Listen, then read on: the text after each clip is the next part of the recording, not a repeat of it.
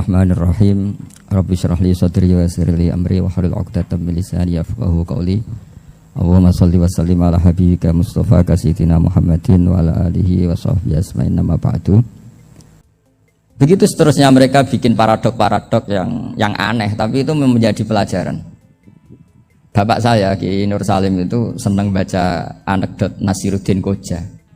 Itu kalau bikin orang-orang aneh, itu dia datang ke satu pesta pakai baju lusuh, pakai sarung lusuh atau celana lusuh, sama Sohibul Bait yang punya acara dibiarin.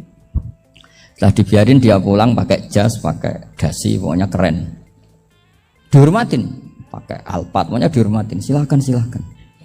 Pas dia disuruh minum, minumannya itu disokkan saja ke sakunya.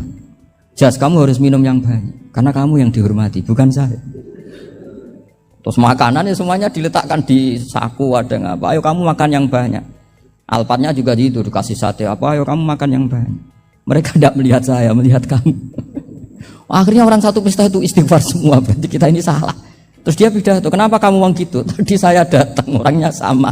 Gara-gara beda pakaian, penghormatannya beda. Berarti yang berhak dapat makanan ini jasa ya, bukan saya. Betapa naifnya kita sebagai orang. Ternyata kita masih hormat sesuatu yang seperti itu, yang atribut lah. Jadi orang-orang sufi itu orang yang bisa menertawakan dunia. Akhirnya ya, pertama dia dianggap orang gila, masa jas dikasih makan, dikasih minum. Tapi secara fikih dia benar, haram dia makan. Karena pas dia datang dibiarin, setelah pakai jas dikasih makan. Berarti hakikat yang dapat rezeki siapa? Jasnya apa orangnya? Jasnya apa orangnya? Jasnya. Jadi itu orang-orang sufi, kearifan orang-orang dulu itu bisa ngelola hal-hal yang keseharian menjadi luar biasa. Ada seorang wali melihat istrinya makan satu piring, anaknya makan satu piring, ditanya, kalian kenyang? Wah, kenyang sekali. Melihat anaknya minum kopi satu cingkir, senang. Kalian senang sekali. Wah, kalau senang dengan hal-hal yang murah bisa, ngapain harus senang dengan hal-hal yang mewah? Bodoh sekali saya. Sehingga terus mereka bisa qanaah. Qanaah itu ya hidup itu simpel, sederhana. Jadi tentu saya tidak akan ngomong yang muluk-muluk, selain itu tidak bidang saya juga apa ya, kita ini butuh obat di kondisi COVID seperti ini, butuh kesederhanaan, butuh apa ya, istighna tadi. Kita harus istighna billah an ghairillah. Jadi sudah cukup bahwa Allah ini segalanya. Sehingga tadi saya dengarin himnenya Unisula, yang paling saya kagum adalah dimulai dengan kalimat-kalimat thayyibah. Di antara tugas suci Nabi Ibrahim dan semua Nabi adalah wa ja'alaha kalimatam baqiyatan fi aqibi. Nabi Ibrahim itu Nabi yang diberi gelar Allah. Dia adalah Nabi yang menjadikan kalimat tauhid itu kalimat yang abadi. Fi aqibi, di anak turunnya, di semua generasinya, baik anak turun karena gen maupun karena pembinaan, karena pendidikan. Ini penting sekali saya utarakan karena apa? Satu kehidupan itu sebenarnya digerakkan oleh kata-kata, oleh moto kalau orang bahasa modern.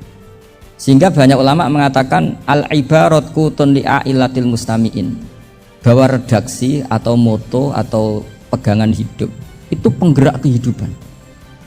Sehingga sebetulnya manusia itu digerakkan oleh kalimah-kalimah itu, oleh moto-moto itu, oleh prinsip-prinsip hidup itu. Misalnya orang Palestina itu tiap hari ke pasar gitu.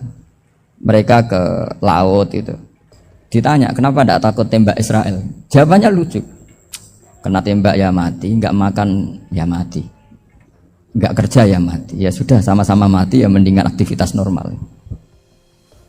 Tapi saya tidak menyarankan itu untuk melawan COVID, ini cerita saja nanti. Kamu jangan provokator itu, karena ini wilayah sensitif. Jadi banyak orang yang poligami, kalau ditanya alasannya gitu, istri satu ya cerewet, dua ya cerewet, mendingan 4 katanya. Ya banyak ya gitu. Tapi ada yang kebalikan, istri satu cerewet saja hampir jantungan, apalagi 4, tinggal matinya kan gitu. Itu semua yang menggerakkan itu kalimat. Kalimat itu satu pegangan. Banyak orang loh yang nggak ingin jadi rektor tuh banyak loh Pak Bejo. Jangan kira semua dosen ingin jadi rektor. Melihat rektor sibuk rapat mempertahankan reputasi Unisula terus sering pegang kepala, ngapain repot-repot, jadi tukang sapu aja dapat gaji, ngopi, rokokan, selesai. Bodoh amat jadi rektor, mikir orang banyak loh orang yang nggak ingin jadi presiden tuh banyak. Karena ngopi nyaman, nggak ada yang ganggu. Mau tidur sampai jam 9 siang juga nggak ada yang ganggu. Sehingga mereka melihat pegawai negeri itu gak keren, orang kok diatur jam, disiplin. Itu memang cara Allah membagi rahmat. Mau kamu apakan coba? Cara syukurnya dia seperti itu. Bapak saya dulu tuh sering ngajarin saya, diajak jalan-jalan pagi-pagi. Melihat orang ngopi, makan uduk itu bapak seneng. Kok enak jadi wong awam. Ngene esuk-esuk nyemak bocah kesel kabeh kono enak ngopi rokokan. Bapak kadang iri sama orang awam itu iri. Sudah gitu berharap masuk surga kan enak sudah gitu. Tahu-tahu mati, tidak tahu ke surga apa ke neraka ya tidak tahu. Jadi nah, orang dulu itu orang yang bisa mensederhanakan dunia. Sehingga ya sudah cara bahagia. Makanya saya alhamdulillah saya ini kerjasama sama UII sama beberapa kampus. Memang amdan itu sengaja.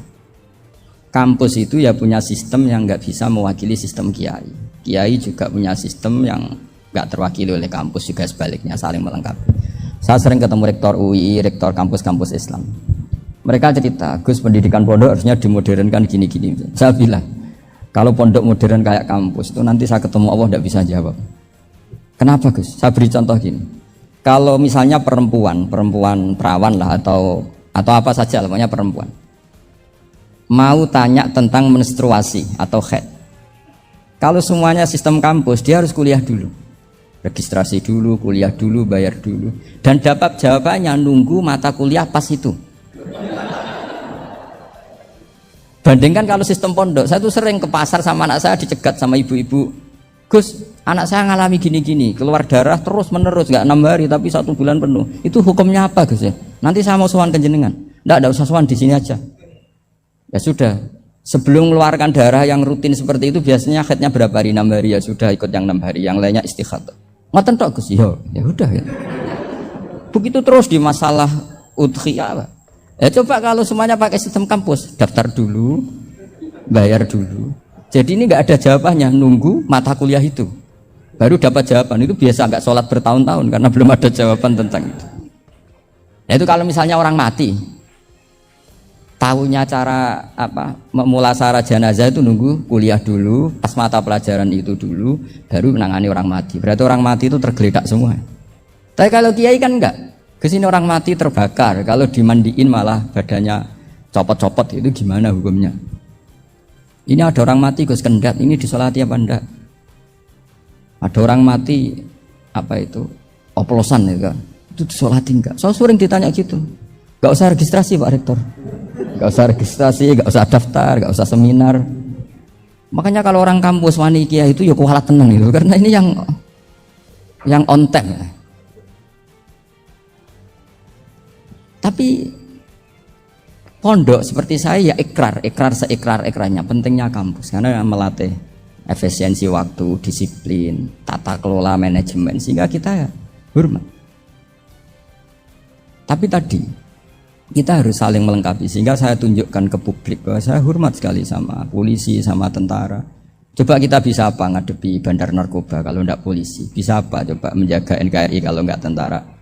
Begitu juga, ya sudahlah kita memang fa'inayadawahi ma'al jamaah, kita berkah itu kalau bersama-sama, enggak bisa kita sendiri. Nah lalu orang kayak saya itu ya beberapa kali sebetulnya saya itu ditawanin jadi doktor honoris causa apa. Kekhawatiran saya satu Pak Bejo, takut pas enggak punya uang, itu dokter kok gak di duit kan gak pantas gitu. Jadi repot gitu, daripada beban lah sudahlah nggak usah dokter. Jadi kalau nggak punya uang ya pantas, terus kalau ngebis ya pantas. Suatu saat kalau mati nggak ada yang hadir ya pantas, nggak dokter gitu. Kalau sudah dokter kok masuk neraka, kayaknya apalagi rektor kampus Islam kok masuk neraka itu kan kok kayak agak pas itu. Misalnya rektor Unisiola ditanya mungkar nakir, nggak bisa kan kayak gimana gitu. Makanya harus sering ngaji saya supaya agak malu di depan mungkar nakir. Masa rektor ditanya mungkar nakir nggak bisa. Harus berani bentak. Ini saya rektor loh Pak mungkar nakir. Masa kalau wali-wali dulu berani. Masyhur di cerita wali-wali ditanya marabbuka manabuka. Saya ini guru tauhid. Kok kamu tanya marabbuka manabuka yang ngotok? Kamu tidak pernah ngaji, enak aja tanya. Jadi wali-wali itu ya rileks ngadepi mungkin. Saya yakin rileks wali di Bang Pak Rektor. Saya yakin itu. Karena wali itu lebih dekat Allah.